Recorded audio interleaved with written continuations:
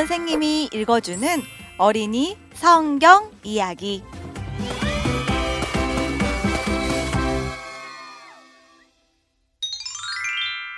(69번) 이야기. 왼손잡이 에훗이 사사가 되었어요. 사사기 3장 12절에서 30절 말씀. 이 이야기가 일어난 때는 이스라엘 백성이 심하게 혼합이 되어버린 때였어요. 여호수아가 죽은 뒤 이스라엘에는 모든 백성을 함께 돌보고 백성에게 여호와를 두려워하는 법을 가르칠 수 있는 강한 지도자가 없었어요. 물론 이스라엘이 위대한 왕과 지도자를 진짜 필요로 한 것은 아니에요. 하나님이 이스라엘의 진짜 왕이셨으니까요. 이스라엘은 하나님께 순종하고 하나님을 신뢰하며 실로에 있는 성막에 계신 하나님께 예배드려야 했어요. 하지만 하나님은 하늘에 계시고 이스라엘은 하나님을 볼 수 없었기 때문에 이스라엘은 곧 하나님을 잊어버리고 하나님의 율법에 순종하지 않게 됐어요. 결국 이스라엘은 자기가 원하는 대로 하게 됐지요.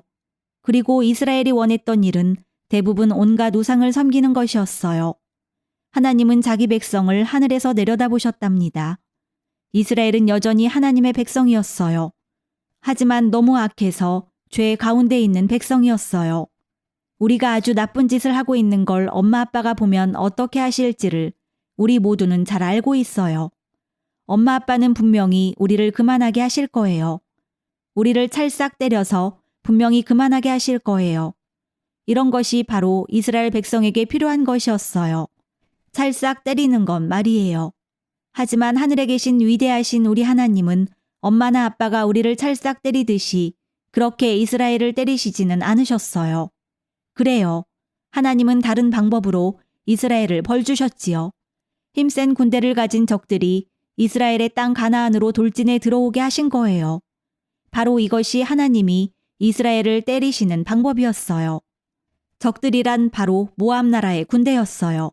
이스라엘을 너무 두려워해서 저주하려고 악한 발람을 보냈던 모압 왕을 기억하지요? 이제 여호와는 모압의 군대를 더욱 강하게 하셔서 이스라엘과 싸우는 것을 전혀 두려워하지 않게 하셨어요. 이제는 이스라엘이 두려워할 차례가 된 것이랍니다. 왜냐하면 죄 때문에 하나님이 이스라엘을 돕지 않으시니까요. 여호와는 모압 군대가 아주 강해져서 여리고 성으로 가는 모든 길로 돌진하게 내버려 두셨어요. 예전에 하나님은 자기 백성을 위해 여리고의 강하고 두꺼운 성벽을 무너뜨려 평지로 만들어버리셨지요.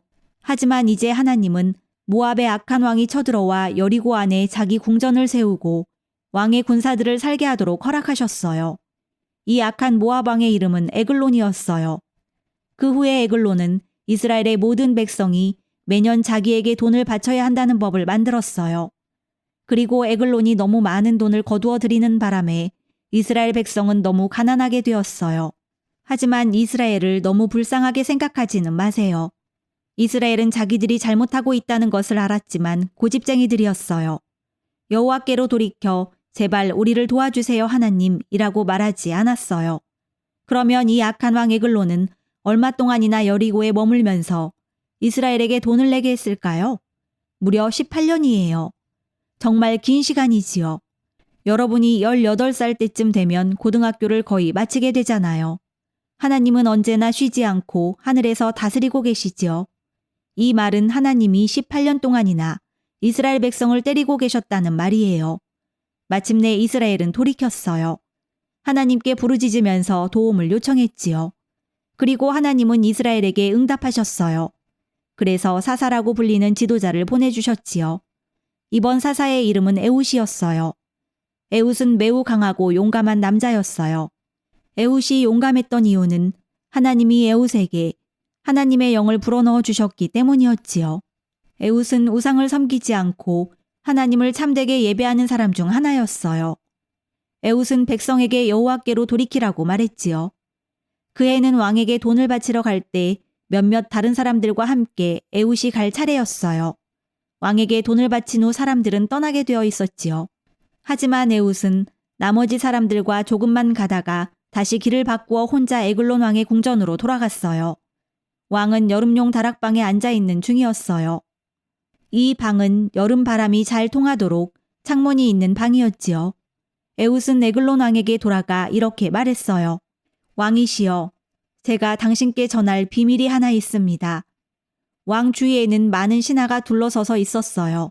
그리고 아마도 신하들은 에웃을 샅샅이 훑어보았을 거예요. 혹시 에웃이 길고 헐렁한 외투 아래에 날카로운 칼을 갖고 오지는 않았을까 의심하면서 말이지요. 하지만 신하들은 외투의 한쪽만을 유심히 보고 있었어요. 그런데 에웃은 왼손잡이였기 때문에 다른 군사들과는 반대편에 칼을 차고 있었던 거예요. 에웃은 외투 아래쪽에 허리띠에서부터 늘어뜨린 가늘고 양날을 가진 칼을 차고 있었어요. 그래서 신하들은 절대로 그 칼을 볼 수가 없었지요. 에웃이 제게 비밀이 하나 있습니다. 라고 말하자마자 왕은 모든 신하를 자리에서 물러나게 했어요. 에웃과 에글론 왕만 남게 되었을 때 에웃은 말했어요. 당신께 전할 하나님의 메시지가 있습니다. 그러자 에글론 왕은 자리에서 일어섰어요. 에글론은 아주 뚱뚱한 사람이었어요. 그리고 에글론이 자리에서 일어섰을 때 에웃은 왼손을 뻗어 칼을 뽑아 뚱뚱한 왕의 배를 칼로 3개 찔렀어요. 에글론 왕은 바닥에 쓰러져 죽었어요. 그러고 나서 에웃은 여름 다락방의 문들을 걸어 잠그고 고향으로 도망쳤어요. 신하들은 왕에게로 돌아갔지만 문이 잠겨 있었어요. 신하들은 기다리고 또 기다렸지요. 왕이 다락방에서 나오기를 기다리면서요.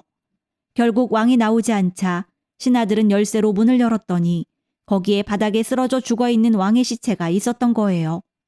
왕이 죽게 되자 모압 군사들은 모두 엉망진창이 되었어요. 모두 모압에 있는 자기 집으로 되돌아가기 시작했지요. 하지만 에웃은 모압 군사들보다 더 빨랐어요. 에웃은 이스라엘 군사들을 모아 모압 군사들을 추격했고 10,000명 정도를 죽였어요. 여호와가 그날 이스라엘에게 큰 승리를 주셨어요.